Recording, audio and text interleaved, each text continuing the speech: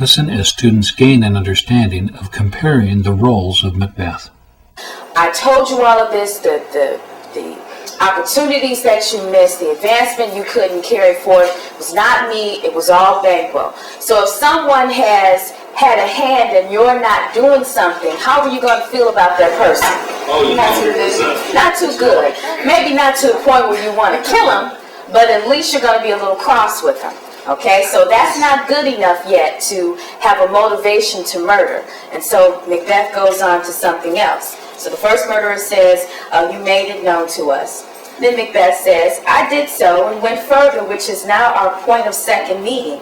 Do you find your patience so predominant in your nature that you can let this go? Are you so gospel to pray for that good man and for his issue, whose heavy hand hath bowed you to the grave and beggared yours forever? So in other words, are you so patient? Are you so weak that you can't see what he's doing, that you're not going to act? What's wrong with you? Who does that sound like? Lady Macbeth. Okay, and how did she, again, get Macbeth to act initially?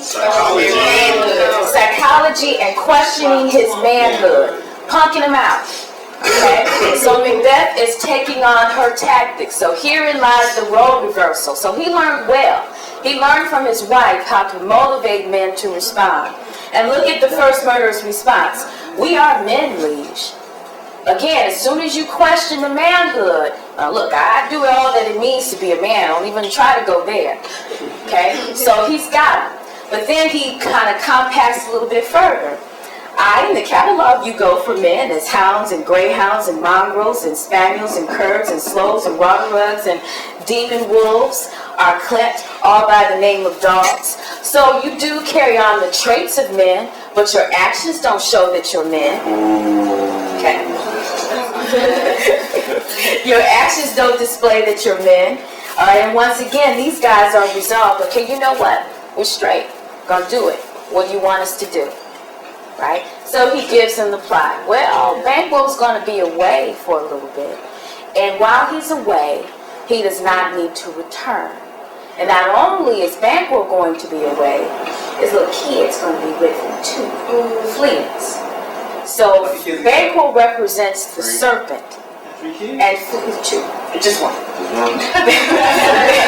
Banquo represents the serpent. So he's fully grown. He's got teeth filled with venom. Where Fleance is the worm. In the eyes of Macbeth. Now, why is Banquo a serpent in the eyes of Macbeth? He has the power to strike and to insert the poison. When you think about a snake bite, poison doesn't usually interact in the system right away. It takes a little time, and while that time the poison is coursing through your veins and your blood, certain things happen to your body, and it's a slow, painful death. Exactly. Now, where with the worm, a worm has nothing. Okay, all it can do is crawl around and annoy you. And so that's Fleance. Fleance doesn't have any power just yet, but why worry about him growing up and soon producing those fangs? So let's get rid of Banquo.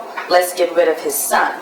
And his son probably in his early teens, if that. So he's a kid. Okay? And he wants to get rid of both of them. Why? Because of the witch's predictions. Has to do it, yes. By Macbeth calling Banquo a snake, a serpent, does that mean that he views him as an evil person? In a sense, he views him as evil because he goes against what he wants to do. Wow. So now, of course, in our minds, we know that that's just crazy. Pretty much. And what did Banquo or Macbeth would never be able to sleep? Sleep no more. Macbeth doth murder sleep. Glamis shall sleep no more. Is there a contrast made between Macbeth and Lady Macbeth, and between Banquo and Fleance? Are the comparisons made in a way that students might better understand the characters?